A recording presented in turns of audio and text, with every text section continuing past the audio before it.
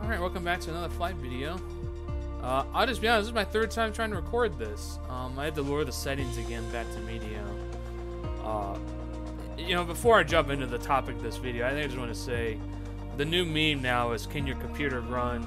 It can run flight sim. I think most of them can, but once you go beyond medium, it's like you need like a supercomputer that can make realistic Marvel graphics just from it from crashing, because it seems to have this issue. But this is my big complaint of the game. They really need to figure out what's causing random crashes for a lot of people's systems when you really update anything beyond medium, because I've seen people with 1080s have the same issue. And that's just, it's really infuriating. Like, I don't have a supercomputer, but it's like, change anything beyond the medium default setting just seems a struggle. And crash to the desktop without an error message. So anyway, there's my brief rant, and let's hopefully this topic will finally record properly, because I've been trying to do this for a while now because I want to. And it's a continuation of my airport series, and this is between the Miami metro area. The Miami metro area really encompasses, obviously, from the city of Miami all the way to about Palm Beach, but not all Palm Beach counties. So really, Miami-Dade and Hollywood counties are in that mix. Only like southern Palm Beach County is, because like once you get out of that, like Palm Beach Gardens and Jupiter, Florida, Point St. Lucie area, that is outside of Miami metro area. Now it's close, it's supposed to be like an outer burb at best. They really consider separate communities from the Miami metro area. And the reason I want to talk about, there's actually 3 international airports in the area. The smallest one, we're going to end the flight's Palm Beach. That one would be the, probably I would say, least interesting here. But the two I'd be really focusing on for a good chunk of the video would be Miami International and Fort Lauderdale Hollywood International Airport. Obviously I want to fly over a little bit of Miami and so forth. But anyway, I'm going to launch this and see if we can continue talking to the road screen.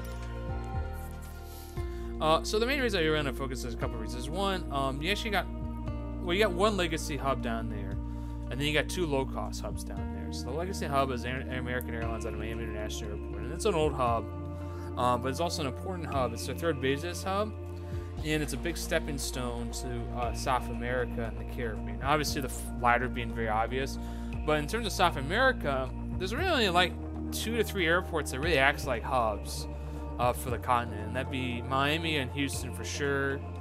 I'm pretty sure probably Atlanta with Delta, and then it'd be like New York, where you see like LATAM and some of these South American lines will fly to JFK. But otherwise, it's really just Miami and Houston, especially in terms of American legacy airlines like United and American. They really use those 2 big cities as the stepping stone to South America. Kind of like how obviously you always got London, but you think about European flights, you go to like New York City's network, you have almost all the Euro airlines, multiple routes, and so forth. So for starters, I just want to see, that is Miami's downtown right there. The airport is actually pretty close to the city center. Pretty rare, considering you think of all the other, some of the other metro areas and stuff. Obviously New York being the exception. But like you think of like, more like, like you think of more cities, especially like newer-ish airports and bigger airports, for land purposes that build a little further away now. But Miami is literally like, I don't know, it's like maybe less than 10 miles from the city center. Like even O'Hare is about 18 to 20 miles, or about 15 miles, which is close, but obviously not like next door to each other. So anyway, let's take a quick look. It's partly cloudy in the area today.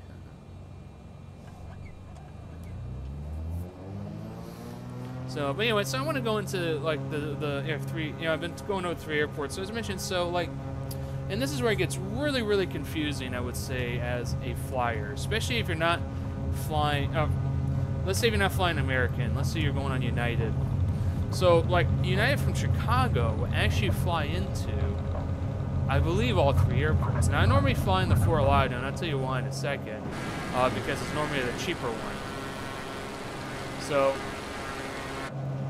it's, for some reason, usually the prices at Fort Lauderdale are cheaper, and it's also... Let's take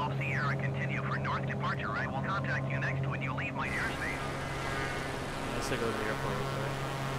Generic 0 Mike Echo cleared to land runway 26 right. Follow the generic on final. There you go. So there's the main airport right there. I don't know if this is a terminal. can kind of see though, like Miami doesn't go too far west. It kind of ends soon because it hits like basically nature where it's preserved and so forth. Traffic right off the area you are leaving my airspace. Frequency change approved.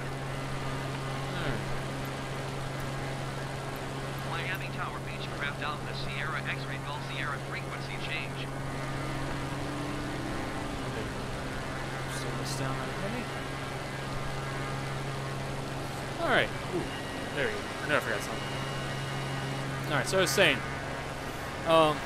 So yeah. So we're gonna circle around, but you kind of see we're not far from the downtown area. In fact, here's one of the major interstates goes across the state. Yeah, LA hugs the airport. It's really well designed, honestly, in terms of the layout, in my opinion. Just where they put the airport in its proximity, having the big, getting the big highway nearby.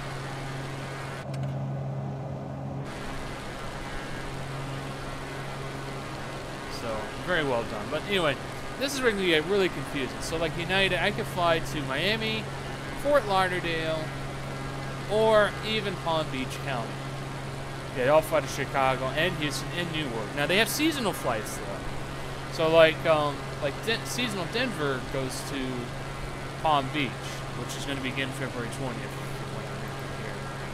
While Boston, New York with United. So New York, the United has a weird New York LaGuardia route to Fort Lauderdale that season. Now they're on hubs. It's just a route they put in. So it gets even more confusing. But then they don't do that to Miami. But you have Newark to Miami at all times. But then Denver, San Francisco, and Dulles is seasonal to Miami. However, it is San Francisco is full-time to Fort Lauderdale. So that's the first stars I want to go into. You got to be really mindful of these really weird setups and variations, especially in this area. And there's a couple of reasons for that. One is cost. So Miami is the most expensive is Palm Beach County. It's a smaller airport. It's like you're truly paying the luxury to get to that county and that area. It's the income is very high in that area. So it's obviously, you're paying for the luxury there. I climbed a lot faster than I wanted to. So I'm gonna lower this because I want to go over. This is kind of cool. We have to go over here. And you kind of see, you're in an American Airlines hub because they have an arena just like they do in Dallas with the Mavericks. Here it's the Heat.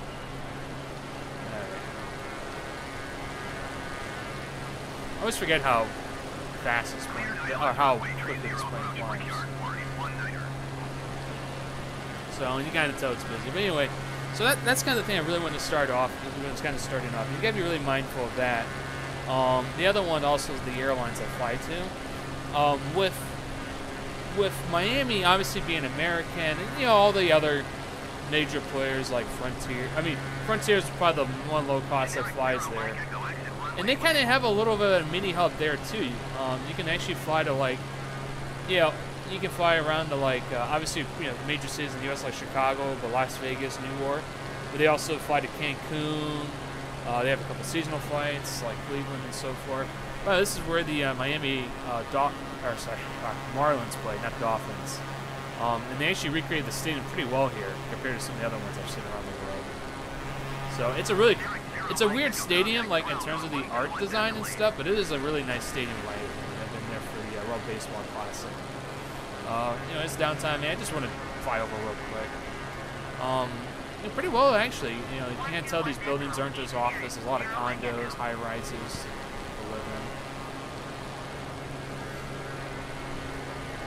So,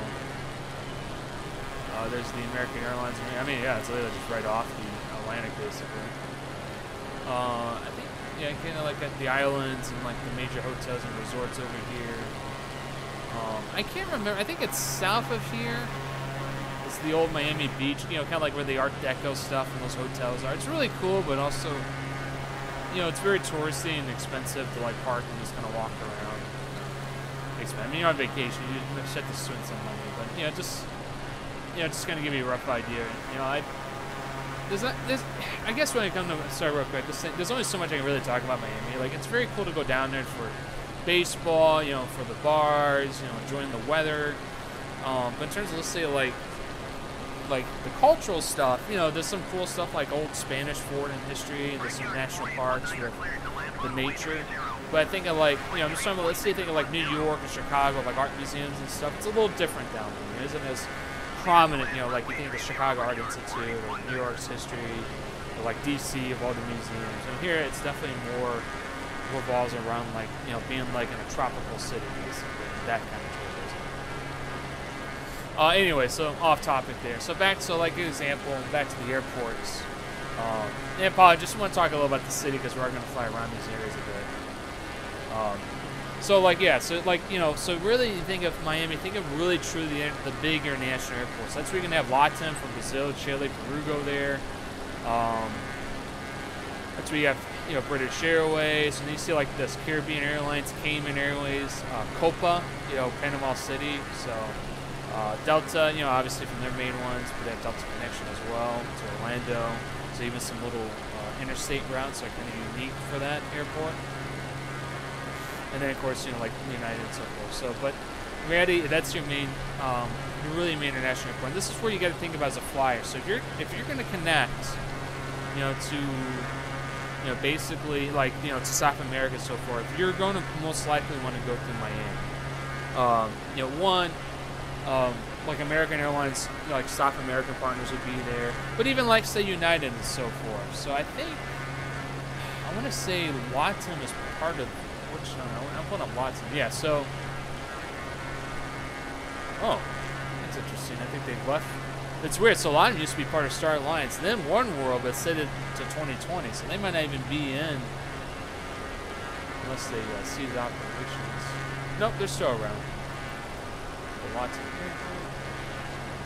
Anyway, so that would just be an example. And, well, then there's partnerships, so you got to be mindful with that, because if you're going to fly, let's say United, you know, they have a partner flight connecting to,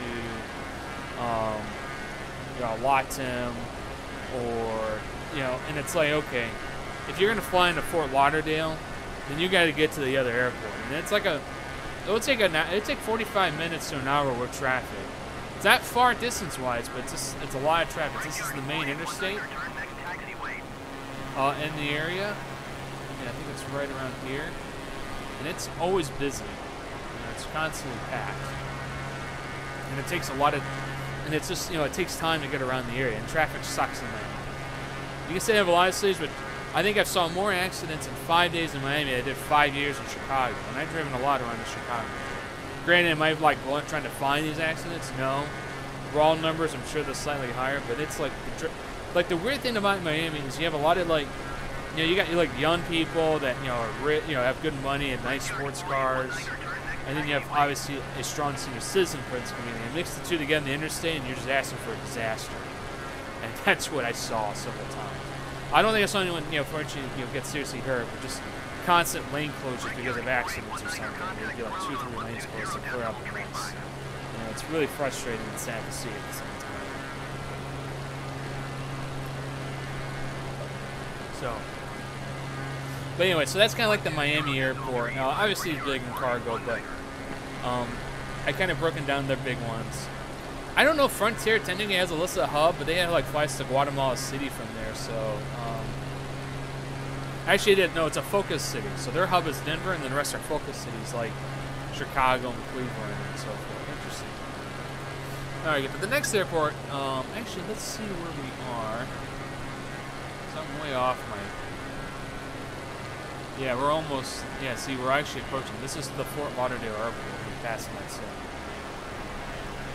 So we're making good time. The last part would be the longest, actually.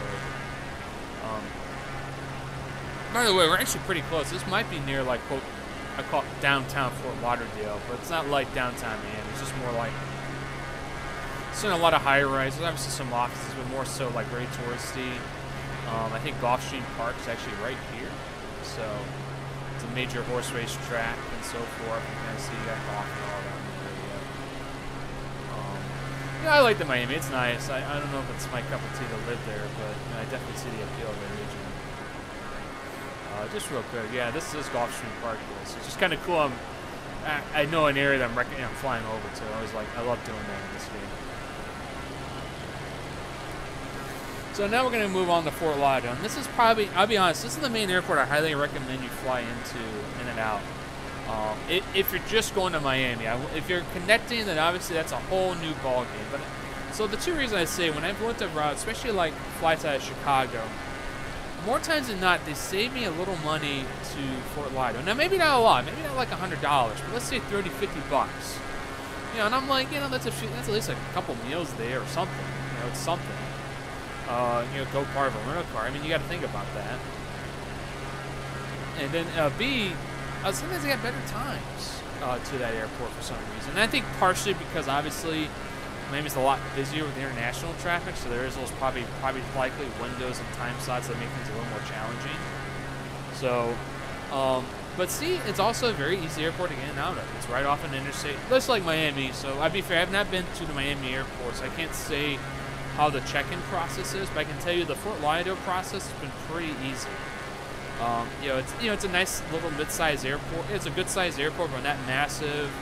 I haven't had any issues getting in and out of, check-in quickly, and security as well. So, so in that regard, I highly recommend it. But now I'm going to break into the airlines, and this is kind of gets really interesting. I mentioned earlier about some of the routes, like United San Francisco route will always go to Fort Lauderdale, but Miami's quote seasonal, so that means it depends on the time of year and they'll fly to there. Then they do Newark, LaGuardia to Fort Lauderdale, but again seasonal, and again one of those interesting non-hub airports to a non-hub airport situation. Not many of those, you don't see many of those, but there's a few of them, and that's one of them right there.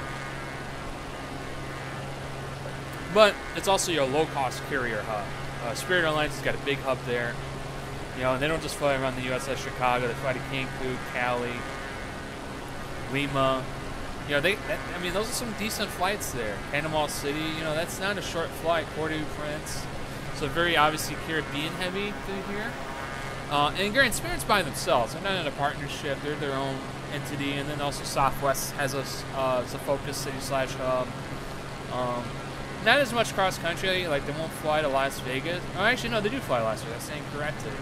But I don't see like Los Angeles, which is a hub. So they won't fly like coast to coast as much, but they at least have like flights like St. Louis, around the Midwest. They eat close like Phoenix, DC. And you kind of see this is their airport right here. See, not as big, not as big, but a lot more, I would say, well designed. It's all right in this little complex. Chances are, whatever you're flying, you're going to be in the same terminal. Because most likely you aren't going to connect different airlines like you would like one international routes where you kind of may switch to a partner airline if they don't offer that route at that airport. Like American does a pretty good job in a lot of their own routes, but they can also, if they got partnerships with someone else, sometimes they'll split that up where you might either fly them or their partner to get to certain parts of South America. So, but anyway, so you have Southwest and you have JetBlue with a really good sized hub down there. It's probably their biggest hub outside New York, I believe. New York, JFK being their main headquarters, this is probably their second biggest hub. Their other hubs are like Los Angeles. I know they got some in Orlando, Boston. But a very strong presence in Fort Lauderdale. They can go to Chicago, go to Buffalo. And they also do their own Caribbean flights, Montego Bay, Nassau, so obviously the Bahamas right there, Punta Canal, Quito, so very strong presence.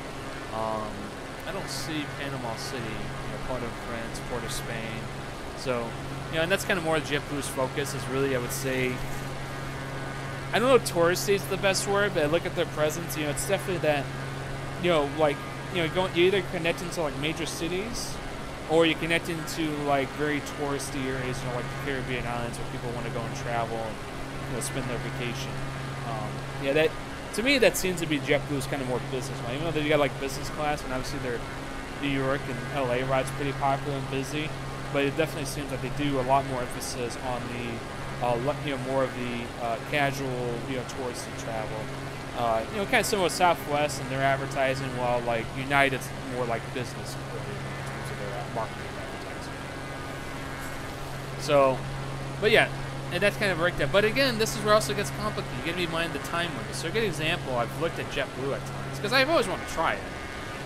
And they do have a route from Chicago to Fort Lauderdale.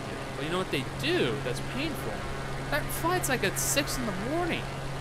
It's like 6, 7, and that's it. Like, oh, or it's like late at night. They have 2 flights a day, basically. You know, and I get the late night, so basically, or it's like, because then the plane will arrive, and then it sits there, and it takes off the next day, you know, to get it ready. But it's like, you know, I've done 6:30, I've done the early morning flights, they suck. Right? I gotta get there by like 4 in the morning. You know, I have to be up by 3:34 and get to the airport. You know, well, all right, if I do a 6:30 flight, you need to be there by 4:35 at the latest. Enough time to check in, you know, account any slowdowns, security, and issues, and you want enough time to make sure they get that back process onto the plane. Because once you get in that less than an hour window, then you're really pushing it. So you got to be mindful of that as well. Now, thankfully, like United and Legacy, they have a lot more windows, you know, throughout the day, so I've not seen issues with that.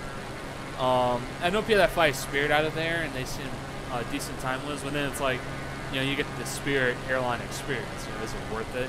I'm going to say no, but, you know, that's not, you know, that's a personal opinion. You know, it's your choice. Southwest is probably obviously a big player. You know, they go, you know, they go to a lot. I mean, they really I actually stand corrected. Outside Los Angeles, I'm looking at their list. It's pretty extensive. You know, St. Louis, Kansas City, Phoenix, Las Vegas. So obviously a lot of business. And you kind of see right now, it's pretty busy right now at this airport. You know, actually, we can actually change this. Watch this. We can turn in. Yeah. Well, even Miami's busy right now. All right.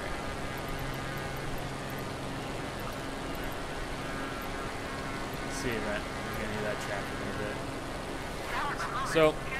So yeah. Anyway, so that's kind of just want to go into those are the 2 big airports. Yeah, I mentioned. Highly recommend you go to Fort Lauderdale. But you know, if you're connecting, or if you're an American travel, then or American Airlines traveler, then highly, obviously, you're going to go through Miami. You know, I recommend that. But you know, American does also fly into Fort Lauderdale. You know, they got flights in the other hubs: Charlotte, Chicago, Dallas, Los Angeles, which begins April 2nd. That's actually a good cross-country flight because I've seen that's a little more limited, surprisingly. Like, you know, United's got a hub in LA, a smaller hub, but they will not do cross-country to Miami. Southwest has got a hub in LA. Again, I don't see a cross-country in the Miami area. So yeah, just kind of, you know, again, you just have to play with these routes. Especially, you know, especially if you're connecting, you know, then it really depends if you got to hop airlines for partnerships and so forth. And now we kind of go into our last airport, which not too far away from now is the last one's Palm Beach International Airport. And again, it's a small airport. Like this time, you're just going into a few airlines. Like I got a list, I think like 12-ish. But you know, you got some of your legacy carriers. All your legacy carriers are there. U.S. legacy carriers. So American Airlines again will fly there. Not as much cross country. Chicago's probably the longest flight.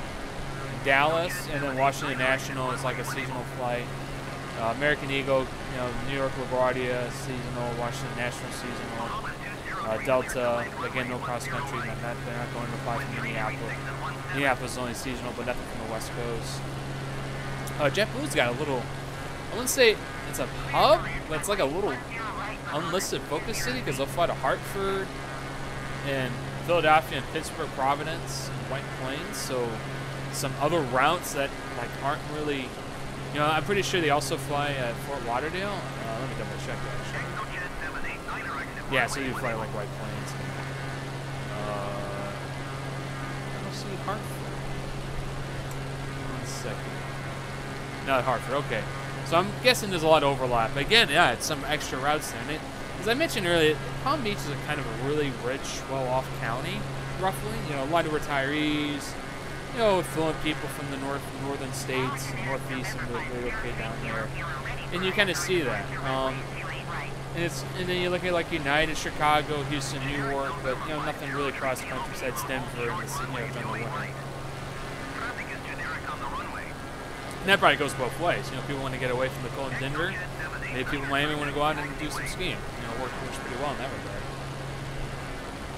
So, you know, Atlanta being their biggest one with Delta and Southwest, that makes sense. They might be passengers. roughly in a year time soon. Granted, it's during COVID, so that's why I'm waiting.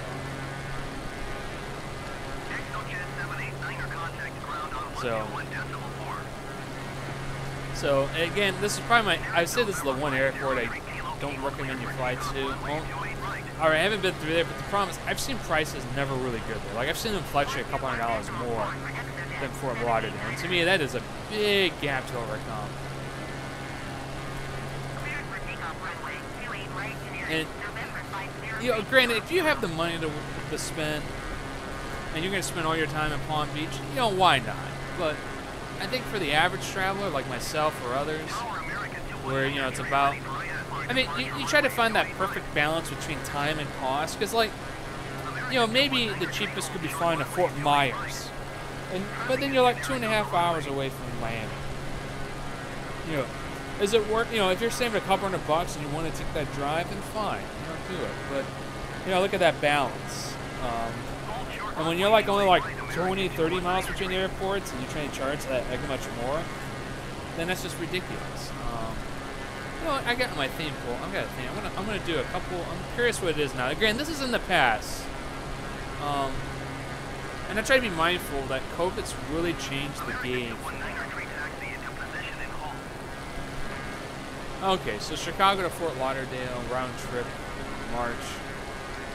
Like JetBlue's the cheapest at $112, and United got one for $122. So yeah, that's not bad. But let's take a look at Palm Beach. Ooh, they finally changed it. No, wait, that's not right. Oh no, I see what they did. Here we go. Yeah, okay. So I said what, 122? United to Palm Beach is 288. That's 150, you know, it's 160-ish dollars more. You know, it's like, and I'm just like, why?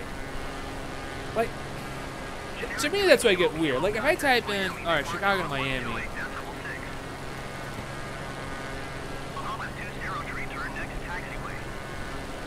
Our Americans got one for 160 cents for Chicago. A little more than, you know, United. Again, as I said, in general, Fort Lauderdale is the cheapest airport in the region. And I'm sure there's a lot of factors like taxes and gate fees, and that's probably the main reason why. But it's like, it's just like, when I just see that, it's just really, it's one thing that's like 40, 50 bucks. I can deal with that, but not $160. I mean, that's more than, like, you know, that's easily at least 1-2 days of rental car fees right there. And trust me, you need a rental car, man. You know, there is a, quote, train. Limited. You know, it's good if you're maybe living there and you commute from near a stop to downtown. You know, like from Fort Lauderdale to you know, to downtown Miami. Otherwise, it serves no purpose. You know, it's not really meant for, like, you know, you can't go to Miami Beach with it. You can't go to, you know, like a national park that has some of the nature in the area. You know, you're gonna need a car. So, but anyway, so. And granted, this is just looking at March right now, which I have no idea how the airlines, like, they've really turned off a lot of their algorithms now for the time being, because the demand has been so crazy and inconsistent because COVID's changed everything. Obviously, in the post-COVID world, and most likely have this similar patterns return to normal, but it's going to take a lot of time for that. But looking at it right now, just this little window, same 4 days in mid-March, Thursday through Sunday, so a nice little weekend getaway trip. That's where you're looking at. I'm looking between, you know, I mean, United goes there, $570. You can save, you know, it's 122 to Fort Lauderdale. And granted, it showed the no bags thing, so I'm assuming the bags will be a little more, so it won't be much of a difference. But again, it's like, you know, roughly the same price, but compared to like Palm Beach, whole different game.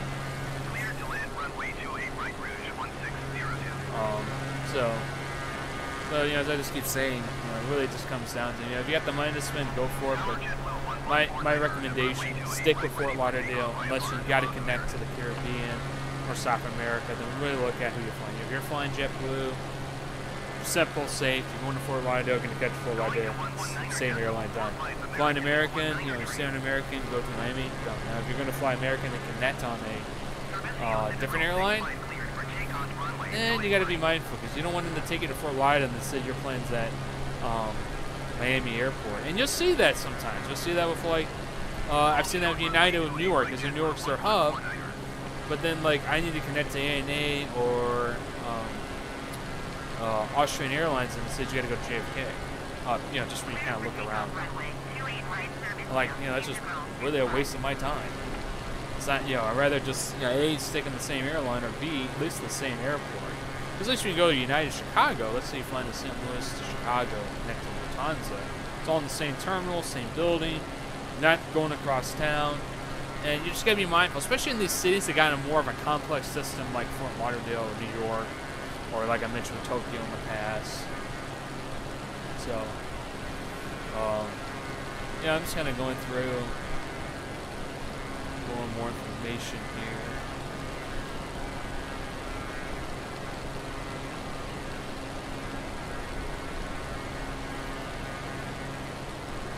Yeah, interesting.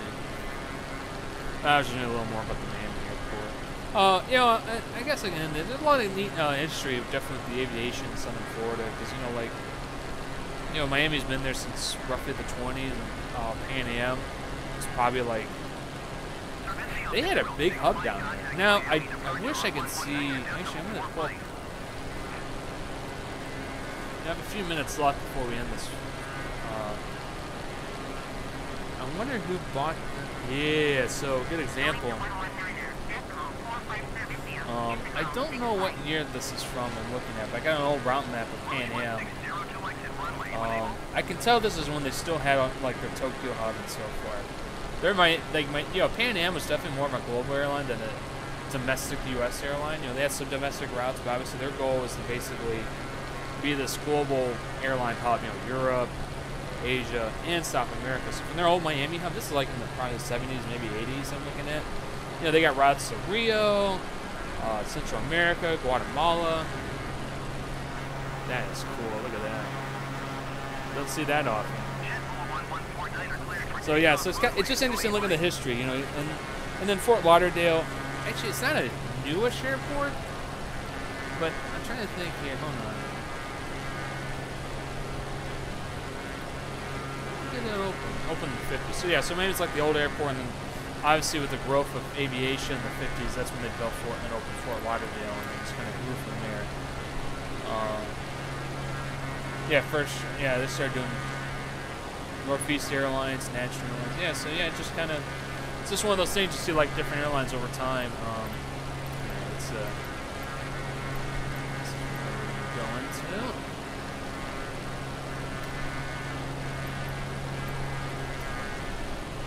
Long Beach Tower, Beechcraft Alpha, Sierra X-Ray Golf, Sierra is 4 miles southeast of Charlie to land. Beechcraft Alpha Sierra, X-Ray Golf, Sierra, Long Beach Tower. Enter left base, runway 28 right. Altimeter tree, 0.18 wind 007 and 17. Perfect. Beechcraft, X-Ray Golf Sierra, cleared to land runway 28 right. I would like to. You shut up. I would acknowledge it. Clear to land runway 28 right, Beechcraft X-Ray Golf Sierra. So luckily, I think I'm on the right side from the looks of it. Yep, that's how. This is right. That'll work. So anyway, I hope you kind of enjoyed the video. Just learned a little bit about the different airports, and you know, decided to talk a little about Pan Am, just because. You know, if you ever watch Catch Me If You Can, you know, there's a set piece where he's in Miami with the Pan Am, and you know that was what that airline was. It was definitely like a global travel airline, whether business or pleasure, and they had a big hub in South and Miami that operated that, and I think that's the part that Americans are. It's really weird. I don't know how everything with Pan Am's history, how it evolved, you know, like these operations, but it's like. It seemed like over time they started selling routes in areas. You know, like they sold the Tokyo hub to United, and that's when they became a big Asian presence along with Northwest Orient / Northwest Airlines in the region, and then Delta, obviously. 500. American Diner, 26 contact Palm Beach departure on 125.2.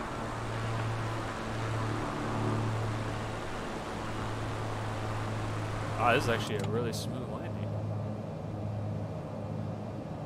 it's good. 125.2 for generic 926.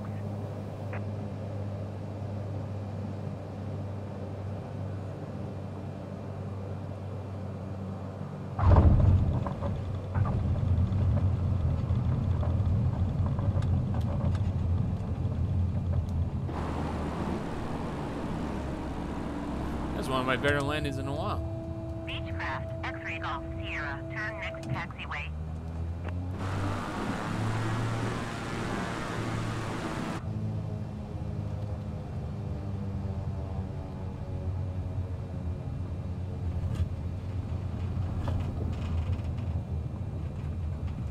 Beechcraft, X-ray Golf Sierra, contact ground on 121.9er. Alright. So acknowledge the ground handoff. Going to 121.9er Beechcraft X-ray Golf Sierra. That didn't look pretty. Now let's do parking. Oh yeah, this is Palm Beach Ground Beechcraft Alpha Sierra Palm Beach X-ray Airport. Golf How Sierra much to it? taxi to parking. Beechcraft Alpha Sierra X-ray Golf Sierra taxi to general aviation parking using taxiway Bravo.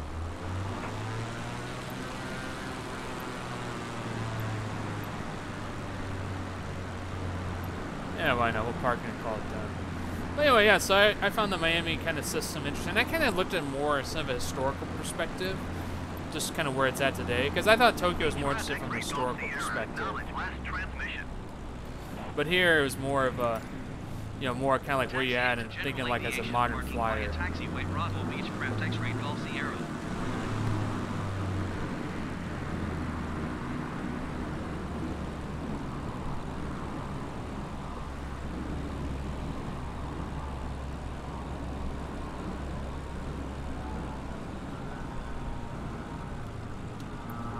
Wow, got it just right. Anyway, hope you enjoyed it, learned a little bit. And obviously, these are just generic looking airport buildings. So, anyway, I hope you take care. All right, sorry. Again, hope you enjoy it and take care.